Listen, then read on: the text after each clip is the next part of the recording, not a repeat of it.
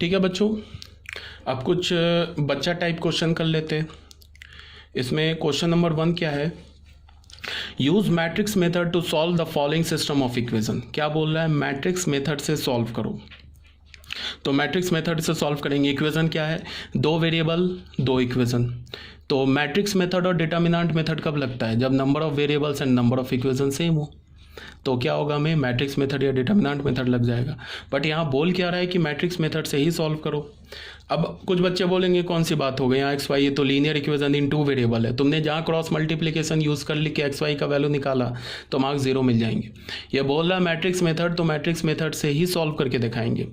The given system of equation can be written as, ऐसे लिखा, उसको हमने ऐसे लिख लिया, A X is equal to B form में, X is equal to B form में। ए हमारा ये मैट्रिक्स है, एक्स ये मैट्रिक्स है, वाई बी मैट्रिक्स ये हो गया।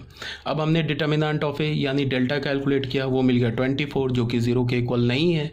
0 के इक्वल नहीं है तो फिर क्या हो जाएगा, कंसिस्टेंट होगा, यूनिक सॉल्यूशन होगा। तो यहाँ से हमने क्या कर लिया, एक्स की वैल्यू क्या होगी, A inverse B. A inverse के लिए क्या करते हैं, 1 अपॉन डिटर्मिनेंट है, डिटर्मिनेंट है 24 डाल दिया। एडजॉइंट के लिए मैंने तुम लोग को शॉर्टकट बता रखा है कि 2x2 ऑर्डर के मैट्रिक्स का एडजॉइंट कैसे निकालते हैं, डायरेक्ट मेथड बता रखा है। एडजॉइंट कैसे निकालते हैं, जो डायगनल के एलिमेंट्स है ना, इसको आपस में इंटरचेंज कर दो, और जो नॉन डायगनल के एलिमेंट्स है उनका साइन चेंज कर दो। तो देखो, डायगनल के एलिमेंट्स को मैंने इंटरचेंज कर दिया और नॉन डायगनल एलिमेंट्स का साइन चेंज कर दिया। तो यहाँ से यहाँ तक ए इन्वर्स हो गया, इनटू बी मैट्रिक्स कर दिया। तो इसको मल्टीप्लाई किया तो हमें ये मिल गया 11/24 एंड 1/24। ये किसके इक्वल हो गया, एक्स मैट्रिक्स के इक्वल हो गया। एक्स मैट्रिक्स किसके इक्वल है, ये एक 2/1 ऑर्डर का मैट्रिक्स है। तो यहाँ से एक्स का वैल्यू इक्वेट किया तो 11/24 आ गया, वाई का वैल्यू इक्वेट किया तो 1/24 आ गया। इसको किसने इस क्वेश्चन में क्या बोला था, सॉल्व बाय मैट्रिक्स मेथड। अगर बोलता सॉल्व बाय डिटर्मिनेंट मेथड या क्रैमर्स रूल, तब हम क्या करते, तब हमारे पास ये 2 इक्वेशन है ना, 5x - 7y is equal to 2, 7x - 5y is equal to 3। या हम डेल्टा कैलकुलेट करते हैं, डेल्टा क्या हो जाता, 5 - 7 7 - 5, ये क्या हो जाता, -25 प्लस 49, ये तो 24 आ जाता। उसके बाद हम डेल्टा 1 कैलकुलेट करते हैं। डेल्टा 1 क्या होता, डेल्टा के फर्स्ट कॉलम को किससे रिप्लेस कर दो, कांस्टेंट से, 2 3 होता, और -7 और -5 होता, ये डेल्टा 1 हो जाता। डेल्टा 2 क्या होता, डेल्टा के सेकंड कॉलम को तुम कांस्टेंट से रिप्लेस कर दो, इसकी वैल्यू निकाल लो, -10 प्लस 21, ये क्या हो जाएगा 11, और यहाँ से क्या हो 15 - 14, ये क्या हो जाएगा 1। हमारे पास इक्वेशन क्या होता है, x is equal to delta 1 upon delta, y is equal to delta 2 upon delta. x का वैल्यू डेल्टा 1 आया 11, और डेल्टा का वैल्यू क्या है 24, ये आ गया। और y का वैल्यू डेल्टा क्या है, डेल्टा 2 क्या 1, और डेल्टा क्या 24, ये हमारा आंसर आ गया। यही आंसर आया ना हमारे पास मैट्रिक्स मेथड से। तो ये हमने सॉल्व किया किससे, क्रैमर्स रूल से, और ये सॉल्व किससे किया हुआ है, गॉस जॉर्डन मेथड से, मीन्स मैट्रिक्स मेथड से। अगर तुम्हें क्वेश्चन में बोले कि गॉस जॉर्डन मेथड यूज़ करो, मैट्रिक्स मेथड यूज़ करो, तो तुम ऐसे ही यूज़ करोगे। अगर तुम्हें बोलो कि क्रैमर्स रूल से सॉल्व करो, फिर तुम ऐसे सॉल्व कर लोगे। ठीक है, अब ऑब्वियस ये बात है, ऐसा क्वेश्चन तो बोर्ड में आ सकता है, कोई जेईई मेंस में एडवांस में तो ऐसा क्वेश्चन आएगा नहीं, बट फिर भी एक क्वेश्चन देख लिया हमने। ठीक है, यहाँ तक क्लियर होनी चाहिए बात। अब आ जाओ बच्चों क्वेश्चन नंबर 2 में। क्वेश्चन नंबर 2 में भी ये सेम क्वेश्चन है। अभी 2 वेरिएबल 2 इक्वेशन था, अब हमने 3 वेरिएबल 2 इक्वेशन ले लिया। अच्छा, एक बात और, अगर 2 वेरिएबल और 3 इक्वेशन हो तब क्या करते हैं, तब फिर हमारा क्या हो जाता है, 3 लाइंस हो जाते हैं। तो 3 लाइंस के केस में हम क्या देखते हैं, कंकरेंसी देखते हैं। अगर तीनों लाइन कंकरेंट हुआ तो फिर सिस्टम ऑफ इक्वेशन क्या हो जाएगा, कंसिस्टेंट हो जाएगा। और कंकरेंट लाइन कैसे, मैंने बोला है कैसे फाइंड आउट करते हैं कि अगर 3 लाइंस कंकरेंट हुआ तो डेल्टा 0 होगा, बट अगर डेल्टा 0 हुआ तो लाइंस कंकरेंट हो भी सकती है और नहीं भी हो सकती है। अगर तीनों लाइंस कंकरेंट है तो हम फिर XYZ की वैल्यू कैसे निकालते हैं, 3 लाइन में से सबसे पहले तीनों लाइंस कंकरेंट है तो उसके लिए हम क्या करेंगे, अगर हमें इन्फॉर्मेशन पता चल गया कि तीनों लाइंस कंकरेंट है, मतलब तीनों लाइंस एक पॉइंट से पास कर रही है, हमें अगर ये पता चल गया तो हम क्या करेंगे, उसके लिए कंकरेंट है तो डेल्टा तो 0 हो ही जाएगा, बट हम XYZ की वैल्यू कैसे निकालेंगे, एक्स वाई की, जेड की नहीं, एक्स वाई की वैल्यू कैसे निकालेंगे, बिकॉज दो वेरिएबल होगा, तीन इक्वेशंस होंगे, दो वेरिएबल में तीन इक्वेशंस होंगे, तो हम कैसे निकालेंगे एक्स वाई की वैल्यू, कोई भी दो इक्वेशन को सॉल्व कर लेंगे। रुक जाओ, तीन इक्वेशंस, दो, हाँ ठीक है, तो दो वेरिएबल तीन इक्वेशन, तो हम एक्स वाई की वैल्यू कैसे निकालेंगे, कोई भी दो इक्वेशन को सॉल्व कर लेंगे, वहाँ से जो एक्स की वैल्यू और वाई की वैल्यू मिलेगी वो वैल्यू क्या हो जाएगी, वही वैल्यू होगी जिस एक्स की वैल्यू और वाई की जो वैल्यू मिलेगी उसी पॉइंट से वो तीनों लाइन पास करेगा। ठीक है, खैर रहने दो, वो तो ऑलरेडी डिस्कस कर रखा है। बट अब यहाँ पे हमारे पास क्या है, इस पे आ जाओ। ये क्वेश्चन नंबर 2 में क्या बोल रहा है, क्वेश्चन नंबर 2 में तीन वेरिएबल्स हैं और तीन इक्वेशंस हैं।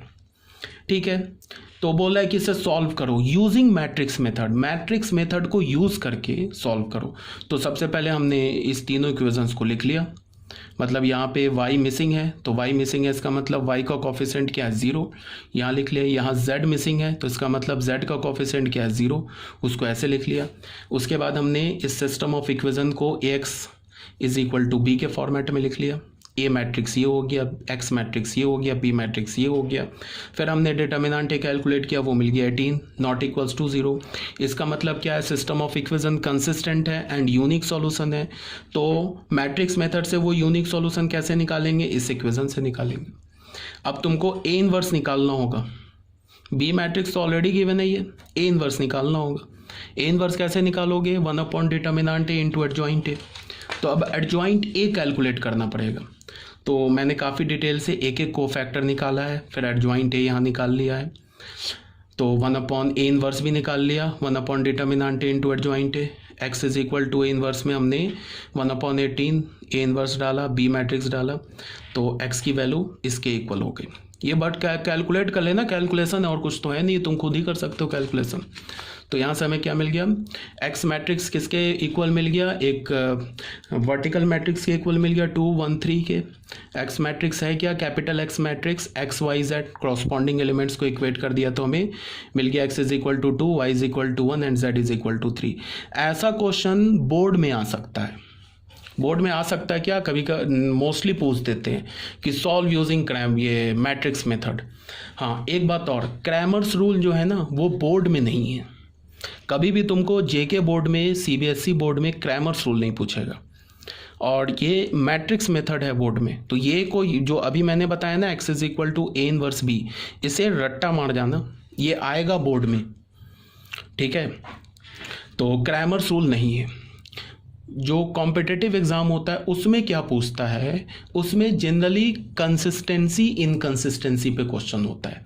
या तो तीन इक्वेशन दे देगा, लैम्डा का वैल्यू डाल देगा और बोलेगा कि लैम्डा की इस वैल्यू के लिए बताओ कंसिस्टेंट है, यूनिक है, इन्फिनिटली मेनी सॉल्व, ऐसे ही क्वेश्चंस होंगे। ऐसे एक्स वाई जेड का वैल्यू निकालने वाला क्वेश्चन नहीं होगा। अब आ जाओ एक क्वेश्चन और करते हैं हम। जैसे ही हमने क्वेश्चन नंबर अब 3 को देखो, ये क्या हमारे पास होमोजीनियस है, D1 D2 D3 0 है। यहाँ से हमने डिटर्मिनेंट ए कैलकुलेट किया नॉन जीरो, जैसे ही नॉन जीरो मिल गया हमने क्या बोला, ट्रिवियल सॉल्यूशन। और वो ट्रिवियल सॉल्यूशन क्या होगा, x0 y0 z0, सीधे आंसर मिल गया, यूनिक सॉल्यूशन ट्रिवियल सॉल्यूशन। फिर हमें देखो एक होमोजीनियस सिस्टम ऑफ इक्वेशन मिल गया। ठीक है, ये होमोजीनियस सिस्टम ऑफ इक्वेशन का हमने डिटर्मिनेंट कैलकुलेट किया, वो हमें क्या मिल गया, 0।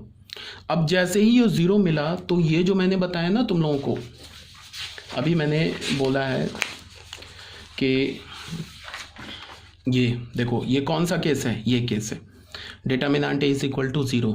तो यहाँ इन्फिनिटली मेनी सॉल्यूशन ही होगा, उसमें ट्रिवियल सॉल्यूशन भी हो जाएगा, नॉन ट्रिवियल सॉल्यूशन भी हो जाएगा। तो जनरली क्या पूछेगा कि बताओ क्या है, ट्रिवियल सॉल्यूशन है, नॉन ट्रिवियल सॉल्यूशन है, यूनिक सॉल्यूशन है, ऐसे ऑप्शंस होंगे। और अगर हमें पता है कि determinant of A is equals to 0 है और सिस्टम ऑफ इक्वेशन होमोजीनियस है, तब गारंटी है कि जो सिस्टम ऑफ इक्वेशन का जो सॉल्यूशन होगा वो इन्फिनिटली मेनी सॉल्यूशन होगा, उसमें ट्रिवियल भी आ जाएगा एंड नॉन ट्रिवियल भी आ जाएगा। ठीक है, तो यहाँ पे क्या होमोजीनियस है, डिटर्मिनेंट है 0 है, तो क्या हो गया, सीधे इन्फिनिटली, इसमें कुछ चेक नहीं करना है, हम चेक करने नहीं बैठ जाएंगे, इसमें तो होगा इन्फिनिटली मेनी सॉल्यूशन। ये क्या हो गया, डिटर्मिनेंट है 0, इन्फिनिटली मेनी सॉल्यूशन, इसमें ट्रिवियल भी आ गया, नॉन ट्रिवियल भी आ गया। तो यहाँ पे मैंने क्या लिखा, system of equations represented by the equation 1 2 and 3 must be a coaxial planes. अब मैंने क्या बोला, इसको सुनो ध्यान से। इसमें देखो क्या हो रहा है, यहाँ पे इस तीनों प्लेन्स में देखो क्या हो रहा है। जो क्वेश्चंस होगा ना, क्वेश्चन में तो इतना ही बोलेगा, ऑप्शन दे रखा होगा, यूनिक सॉल्यूशन है, ट्रिवियल सॉल्यूशन है, trivial and non trivial solution है, इनकंसिस्टेंट है, ऐसे ही ऑप्शंस आएंगे। ठीक है, तो क्वेश्चन तो तुम देखते ही होमोजीनियस तुम्हें मिला, डिटर्मिनेंट नॉट इक्वल्स टू 0 मिला, तो तुम फट से लिख देना इन्फिनाइटली मेनी सॉल्यूशन। अगर ऑप्शन है, अगर ऐसा ऑप्शन है infinitely many solution with trivial and non trivial, तो वो ऑप्शन हो जाएगा। ऐसा भी ऑप्शन हो सकता है infinitely many solution except trivial solution, तो वो ऑप्शन गलत हो जाएगा, बिकॉज हमें पता है कि होमोजीनियस में जब भी इन्फिनाइटली मेनी सॉल्यूशन आएगा उसमें ट्रिवियल भी होगा एंड नॉन ट्रिवियल भी होगा। ठीक है, तो वो फिर गलत हो जाएगा। यहाँ पे मैंने थोड़ा डिटेल कर दिया है इसको समझाने के लिए। यहाँ पे मैंने क्या बोला है कि trivial solution non trivial solution दोनों होगा। अब यहाँ क्या हो रहा है, यहाँ पे क्या हो रहा है कि इस प्लेन को तुम देखो, ये तीनों प्लेन आपस में नॉन पैरेलल है। ठीक है, नॉन पैरेलल है, फिर भी डेल्टा 0 है, डिटर्मिनेंट 0 है। तो यहाँ पे क्या होगा, system of equations represented by the equation 1, 2 and 3 must be a coaxial plane as none of the planes are parallel to each other and determinant of A is equals to 0। 3 case बताया था ना मैंने, homogeneous में 3 case बताया था ना। एक तो ऐसा बताया था कि या तो तीनों प्लेन आपस में कोइंसाइड कर जाए, एक तो ऐसा केस बताया था। तो ये भी नहीं है, बिकॉज कोई भी प्लेन पैरेलल नहीं है, पैरेलल एंड कोइंसिडेंट नहीं है। दूसरा केस क्या बताया था कि 2 प्लेन कोइंसाइड कर जाए ऐसे करके, और तीसरा प्लेन इसको कट कर जाए, तो ये भी नहीं है। क्यों नहीं है, because none of the planes are parallel to each other.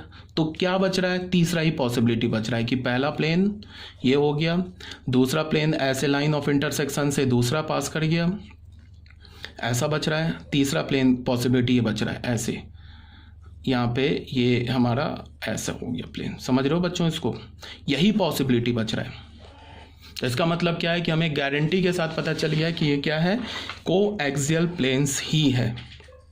ठीक है, आई होप इतना मैं बोल रहा हूँ आपको समझ में आ रहा हो, नहीं तो ये सब मेरा बोलना है ना बिल्कुल बेकार चला जाएगा।